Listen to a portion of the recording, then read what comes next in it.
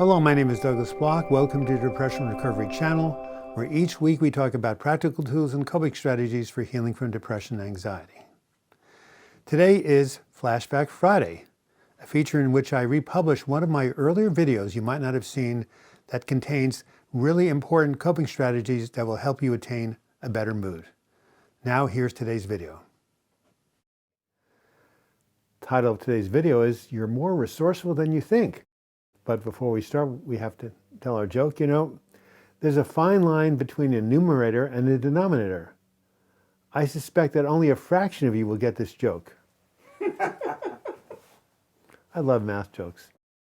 Remember the one I love the most? Well, when I was a math teacher, my favorite dessert was pie. Anyway, as I said, I could do a string of them. All right, so what is the title of the video? You're more resourceful than you think. Well, this is a good topic because those of us who suffer from depression and anxiety don't feel very resourceful at all. Oftentimes we are confronted with challenges, difficulties, we feel overwhelmed, and we feel we have no ability to cope. However, from what I've observed, each of us contains inner strengths and resources that can allow us to cope with any situation. If we call upon that to help us out in difficult times, I believe that we will manifest capacities and abilities we did not know we had. Let me share a personal example. In the summer of 1988, at the ripe old age of 39, boy, what I would give to go back then, but you know, they've proven in physics you can't go backwards in time. Anyway, in the summer of 1988, I had just completed a book on the healing power of affirmations called Words That Heal, Affirmations and Meditations for Daily Living. Because its principles were very similar to a church called Unity, I decided to reach out to a local center and ask if I could possibly do a workshop on affirmations to promote the book. And they said, sure, we think you're the right guy for the job. So next month they scheduled a workshop. A week later, I got a call from the board of directors of the church on a Saturday afternoon. I know this is short notice, he said, but today our minister got ptomaine poisoning at a church picnic, and we have nobody to do the lesson. Now, in Unity, they call sermons lessons. She continued, I hope you can fill in tomorrow for the minister and give a lesson. It would be a very good opportunity to promote your book. Upon hearing this request, two thoughts immediately came to mind. The first was, there's no way you can do this. You've never spoken to a church group, especially one of 350 members. This is a big audience. What are you going to do? The second voice, which was just as compelling, was, oh, no, this is an opportunity that you can pass up. So I was paralyzed. What do I listen to? Which voice? Which avenue do I take? I said to Diane, hey, look, can I have 30 minutes to think about this? She said, sure, no problem. I decided to take a walk in the neighborhood to figure out how I was going to respond to Diane's request. As I walked along the tree-lined streets, two voices came to me. The first was a voice of fear. It said, hey, come on, you've never done this before. You're going to fall flat on your face.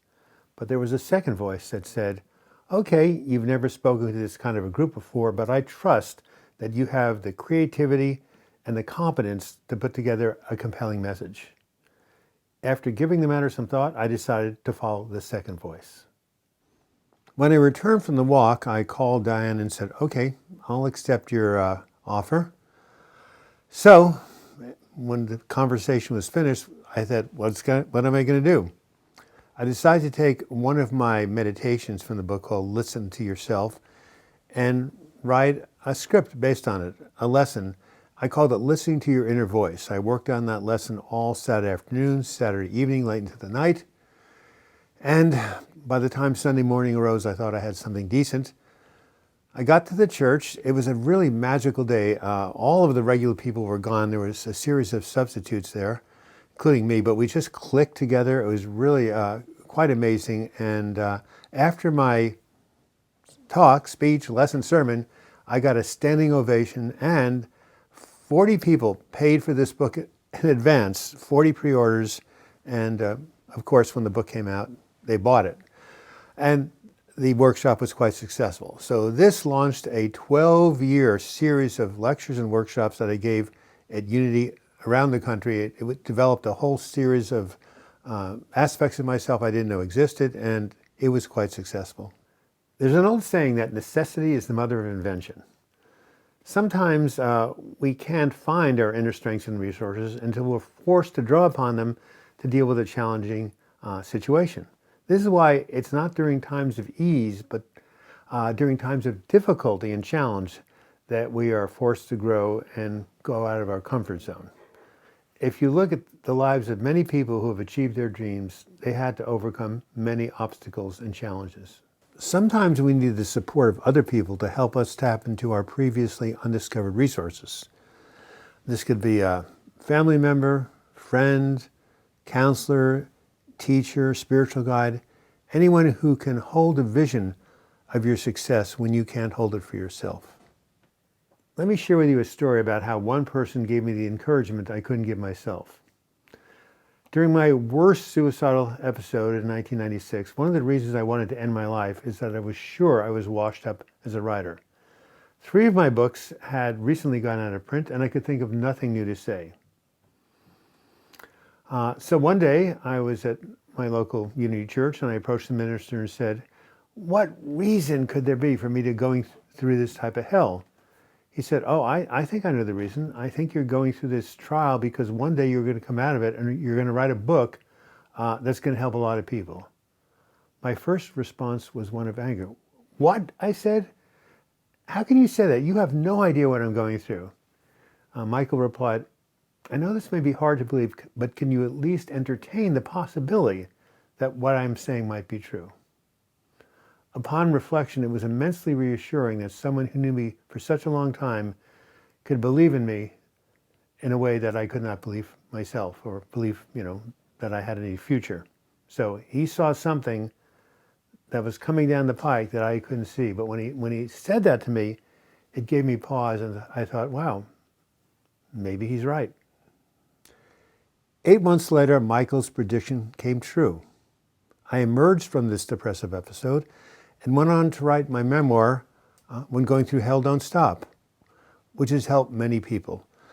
And the book is now available as an audiobook on audible.com, which these days, audiobooks are really, I think, the most popular things that people are reading. So if you are facing a difficult or challenging situation, I hope that what I've shared with you will give you the courage to persevere. Although your suffering may be coming from circumstances outside of yourself or the agony of a mood disorder, I believe that you have within you the resources you need to cope with the situation. Hold on. You can make it. You are more resourceful than you think. This has been Douglas Bloch. I hope you found the information on this Flashback Friday video helpful. If so, please give it a like, as likes draw more and more people to this channel and hopefully some more subscribers. You can also leave your comments in the comments section or email me, douglasbloch@gmail.com. If you do want to subscribe to this channel, click on my photo in the closing credits. You'll be taken to my subscribe page. And if you click on the bell to the right, you'll be notified every time I do a new video or live chat. And if you want to contribute to this channel and become a patron, simply click on the Patreon image. You'll be taken to my crowdfunding site. And until next video, I wish you the best in your mental health recovery. Thank you so much.